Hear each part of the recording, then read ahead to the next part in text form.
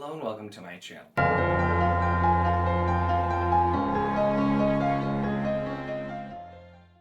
In this video, I'll be discussing The Ocean at the End of the Lane by Neil Gaiman.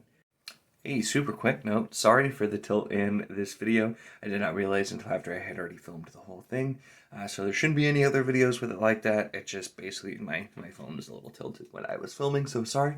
Continue on with the scheduled video. And man, apparently I am just a huge fan of the way that Neil Gaiman writes. This was, I guess, technically the third book that I've read by Gaiman, and I read Good Omens first, which was him and Terry Pratchett. That's fantastic. Liked American Gods, really enjoyed that one. Was the next one that I read. We did that as a buddy read back in January, and so I randomly picked up The Ocean at the End of the Lane. I'd heard of it, knew very little about it, but I saw it at my used bookstore, so I thought I will give it a go. And this is now, I just realized that I will read pretty much anything that Gaiman writes.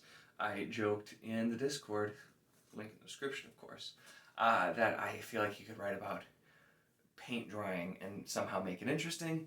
So I will note that I'm apparently a little bit biased here because I just really enjoy his writing style. But I'm going to get into the things that I enjoyed about this and why I think even if maybe you weren't a huge fan of a Neil Gaiman book you might have read in the past, I know he tends to be pretty hit or miss for people, this might be a good book to give a shot to. So, The Ocean at the End of the Lane opens with a man who is in he's middle-aged. It never specifies the name of the narrator either, but he's coming back to his hometown for a funeral and just kind of, dreading the typical things. And it's written so that you just kind of feel the kind of awkward, like all the same things you hear at a funeral from different people. And it doesn't actually specify who the funeral was even for either. But he kind of finds himself reminiscing and remembering some events of his childhood, and so he goes to visit his old childhood home that had since been demolished, and is drawn then to another house, somebody who was kind of neighbors out in the countryside where he lived, to a duck pond that the little girl that used to live there called the Ocean, and that's kind of where the name comes in. And so he goes and he sits and then he remembers these just very visceral parts of his childhood and all of these events and narrates them to you, not necessarily as they actually happened, but in the way that they were perceived at the time by him when he was a 7-year-old child. And so much of this book is written so well through the guise of a child. And I do want to note the quote that starts this book, which is from Maurice Sendak, which I'm going to read really quick because it kind of, I feel like, sets the tone, is, "I remember my own childhood vividly. I knew terrible things, but I knew I mustn't let adults know I knew. It would scare them." And that's kind of where it goes. And so we follow the narrator as they're a child, and they're very withdrawn, don't really have a lot of friends, just kind of retreat into reading books. And then an event happens that turns their entire life upside down, and from there things start to spiral. And as you're reading through, this is something where there are fantastical elements. I wouldn't necessarily really call this a fantasy book per se, but it's more so you're seeing kind of the story as a child would tell this story. Things that maybe are embellished, but they felt real to the narrator at the time. And you can catch the kind of underneath maybe what's really happening, even though for the most part a lot of it's never fully confirmed what might have actually happened. But there are some comments, especially at the end, where something that the narrator didn't understand as a child realized many years later what was actually happening or what was going on. And you see this kind of sad, haunting story unfolding about this child. And a big part of it does follow him and his parents, and he has a younger sister, and a kind of like nanny type character, but more specifically as well, the neighbors, and that's, where the whole name of the book comes from, and all of the things he kind of imagines and does with the younger girl that's a little bit older than him, her mother, and then her grandmother, the Hempstocks, who all live there. And his interactions with Letty Hempstock, the 11-year-old girl, and he's 7 in the story, are a huge part of the things that he started doing and imagining. And once again, you really get the dual storytelling of here's the story the narrator is telling you, and here's the story you can understand that's happening from it. And there's just something about this, and I've noted, I think that Neil Gaiman's writing style just clicks with me. I don't normally read books like he writes. It's not really my thing.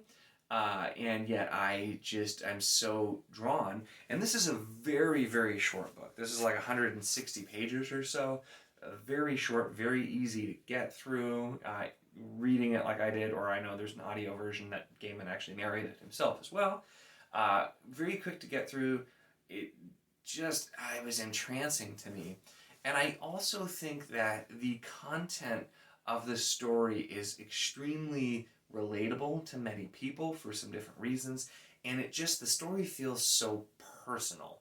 And reading some of the comments and blurbs in the back, it sounds like parts of the story were based on Gaiman's own life, other parts were embellished, of course, because he's a fiction author, but it feels like a deeply personal story.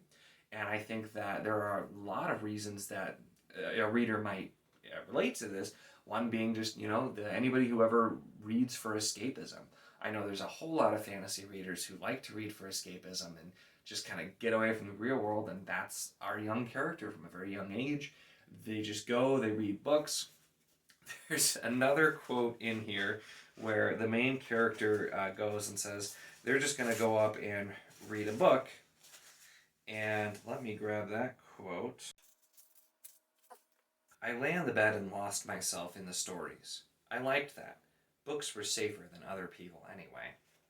So, very much showing the escapism. Reading, somebody myself who got into fantasy as a young age and 100% used it for escapism and just kind of jumping into these worlds.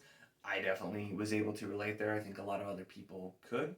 Also, anyone who's ever had maybe a troubled home life or had, parents that didn't have a great relationship.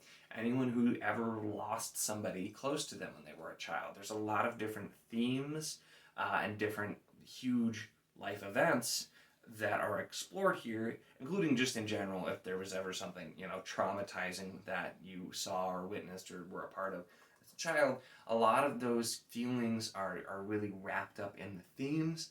And I couldn't put this book down. Thankfully, it's a short book, so it didn't take me that long to read it. But man, this was just such a haunting tale. And I'm gonna make some comparisons now that don't have anything to do with the actual necessarily the content, but just kind of relating it to other books I've read and kind of what it made me think of in a couple of different ways. So take this with a grain of salt. I'm not saying this book is like these books, saying certain aspects reminded me of these other books. The first one I mentioned a couple times, the dual storytelling, and the only other series I can think of that does it on the level that this book did, where there's the story being told and there's just an extremely rich story underneath as well, albeit Ocean at the End of the Lane on a much smaller scale, but it reminded me of the Thomas Covenant trilogy by Stephen R. Donaldson, where everything that Thomas Covenant is going through in the land reflects on his real world struggles, and so that kind of reminded me a little bit here. Just some of the things that are imagined and maybe the young boy and young girl like relationship reminded me of that book/movie Bridge to Terabithia, which I have not. I don't know if I ever read the book. I know I saw the movie years ago, but I apparently remembered it clearly enough. It kind of just reminded me of that, going off and imagining things happening. And just some of the comments there, so a little bit of that feel. If that was something you enjoyed, and that had some dark parts to it as well, so I think you'd be prepared there. But that was another piece that it kind of reminded me of in general, and those are just a couple of things that I thought going through with the way that it was written. It's just very easy to read and understand, and you really feel like you're in the world. And I commented that with American Gods, which had, of course, more fantastical elements in it, but the way Gaiman writes, it's just like you feel like everything he's writing about is, he's not telling a story, he's almost just like bringing you there and you're watching it unfold. And that level of writing skill is just a huge accomplishment. I definitely will be reading more of his stuff after this. I know Neverwhere is the next one that I definitely want to get at some point, but I was just super impressed. I think this is the first thing I read this year that I rated 5 stars. I know I had a review come out for a book this year that I think I read last year, but it was just fantastic. So I would recommend this. If you like Neil Gaiman's writing style, then 100% read this because it was really great. And if you didn't absolutely hate it, maybe you read something of his and just kind of were on the fence, I think this might be a good one to try because it's a shorter amount of his writing. But his prose just works for me. Like I said, I don't really read, a lot of, realistic fiction or kind of like, modern fiction or literary books like that. His prose, some of it's just almost poetic, the way that he writes, in a good way though. And so much about what he writes about feel like things I would not want to read. And if you told me what this book was about, I probably would not have read this book. It's just, I'm glad I did because the way he writes it really just sucks you in. So really just can't say enough. I loved this book.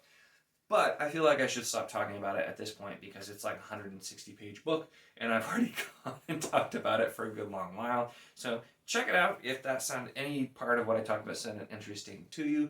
I definitely recommend it. If you enjoyed this video, then make sure to give it a like. And if you want to see more of my content, then make sure to subscribe.